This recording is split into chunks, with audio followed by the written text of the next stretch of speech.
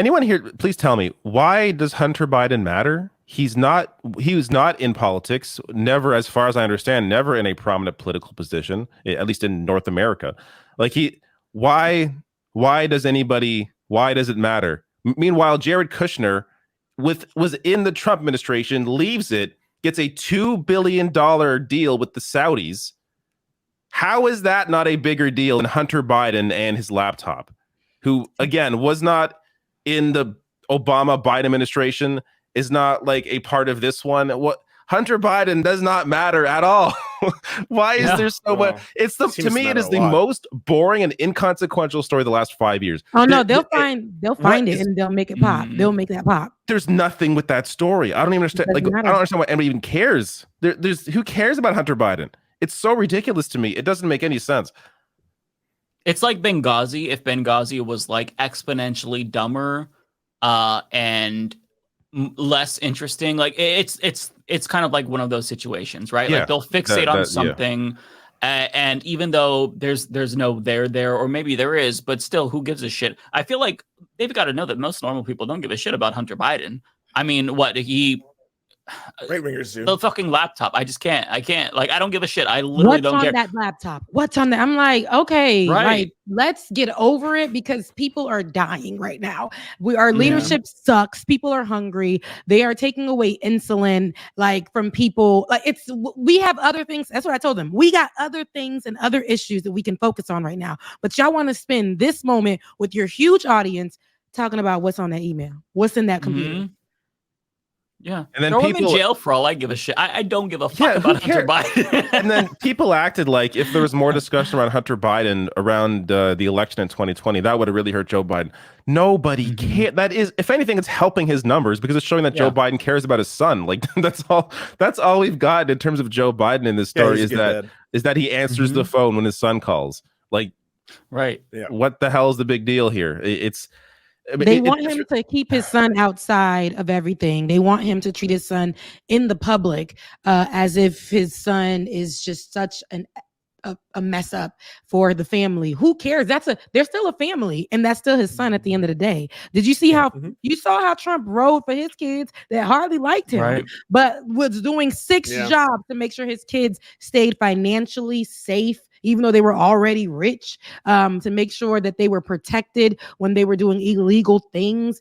Like, we seen all of that. They were not trying to question that. No matter how, and it's funny, no matter how many times that, especially at that time, that we would cover it in that way to make it such like a thing, it wouldn't really go nowhere. Like, to make it sensational, it wouldn't go nowhere. But these right-wingers talk about something, my goodness, it goes everywhere. What was in that email?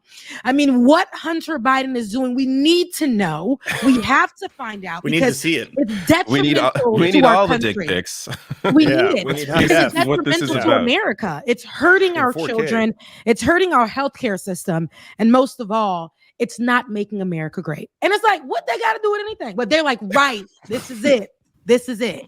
It's all about Hunter. It's all about Hunter. It's so funny. There was a meme after Trump lost the election, and it was like, it was somebody with a MAGA hat on. It was like the Wojak, and it's like, hey, he's like sniveling. It's like, the Democrats are going to hate this. And it's like a little picture, Hunter Biden, 9-inch penis. Like, that's like the headline on their little like paper that they're holding, like, ha, this is going to sink them.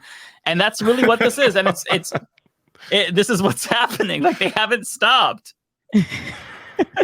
I was not cut up on the amount of inches. Wow. That was crazy. I wasn't ready. You see my eyes? I was like, how much was it? No, see, that's why. That's why it's terrible. That's why they're so like interested in the story. They want to know the truth. That truth. Like the most you can get out of that story is that, wow, a child of a privileged child of a famous individual got some privileges, like used his last name to try and get a job and get connections and stuff. That is literally every single child of every single famous person. Yeah. Didn't he plead guilty to some things that like most Americans are guilty of? Like, he had a firearm he didn't register, he wasn't allowed to have. Yeah, like, it's some really thing? basic shit. It's the most American thing ever. Yeah, isn't that what the right wants? We should just have unlimited firearms, not be able to register it. Like, that's something that they should think he's based for. It's just and he didn't pay taxes. Like the most American crimes, he didn't pay taxes. And doesn't that make him smart, according to Trump? Yeah.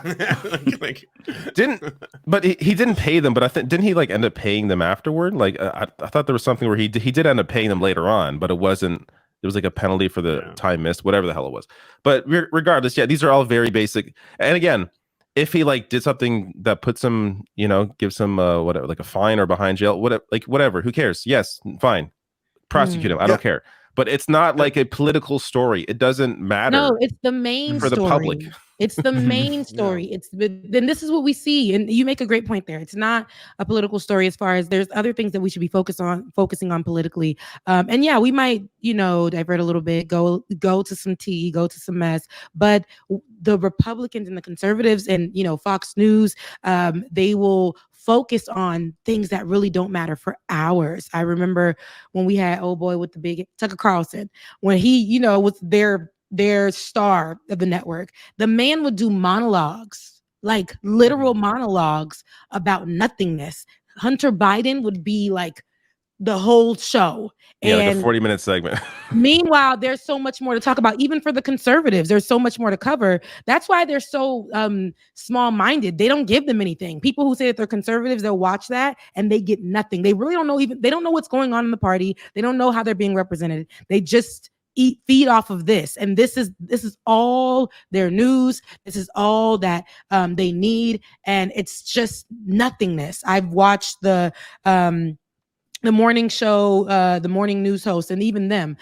They say the most ridiculous things that are out of pocket. I remember when COVID was happening, they were sitting there like, we don't need masks. I mean, we don't need that. It was like literally the third month of us in the middle of COVID. First year, third month. And they was like, we don't need that. And then the next week, we saw them sitting 6 inches apart, or, like 6 feet apart. Like 6 feet apart, and now this is, so it's like people will feed off of anything. Then they told people they were really telling people on those right-wing platforms to shoot themselves up with ivermectin or bleach or whatever. You gotta say horse paste. Hey, we're on YouTube. You have to say horse paste, okay? Happy horse paste. That's all. that. Yeah. And that they were giving all this misinformation, but that's what they do. They focus on that. They say, as we're talking about gun rights, they will go and try to divert the attention to drag queens. This actually happened. We're talking about gun rights. Kids were just shot up. Marjorie Taylor Greene is out there saying that it's a possible hoax. She's going off and saying, well, what about the drag queens? Meanwhile, LGBTQIA plus clubs are getting shot up. People are having to protect themselves. But what about the drag queens? And it's never about what the real issue is. LGBTQIA plus protections, gun rights. How are we saving the children? At least if you ain't gonna save people, like adults, how are we going to save the kids? How are the schools going to be protected? You know what they say? Well, let's give them clear backpacks or bulletproof backpacks, and let's start training our teachers. This is what they don't. This is it, guys. And that's why I say I can't ever. Sometimes I don't even agree with things on the left, to be honest. But that side, there is nothing. There is nothing. They can't do nothing for me. Yeah, they're just fundamentally they have the most power.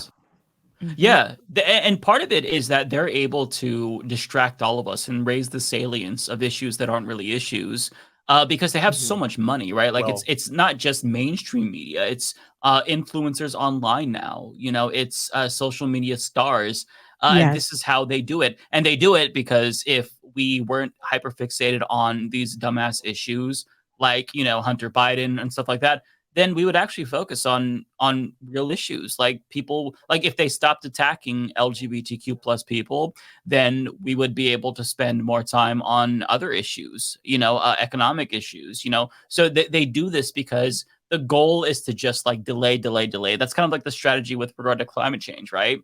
Where it's like, well, if we just admit now that, it's real, but there's nothing you can do about it, even if we just stay there and dig our feet in, then the delaying is a victory in and of itself. Whereas for us, the stakes are so much higher that it's the delay is us losing. So it's hard because you can like I'll see this critique of like the left that they focus so much on like identitarian issues and stuff like that. When it's like, hang on a second, we are responding. Like there's nothing that trans people, for example, would like more probably than to move on, focus on like healthcare and worker rights. But they're losing those protections, losing their rights. Their existence is being criminalized. So you can't just say, oh, stop focusing on that. If we don't play defense, we lose even more. So we kind of have to like keep fighting this battle over and over again. And it's just, it's frustrating. Yeah, Bud Light, great example, Atticus. Mm-hmm.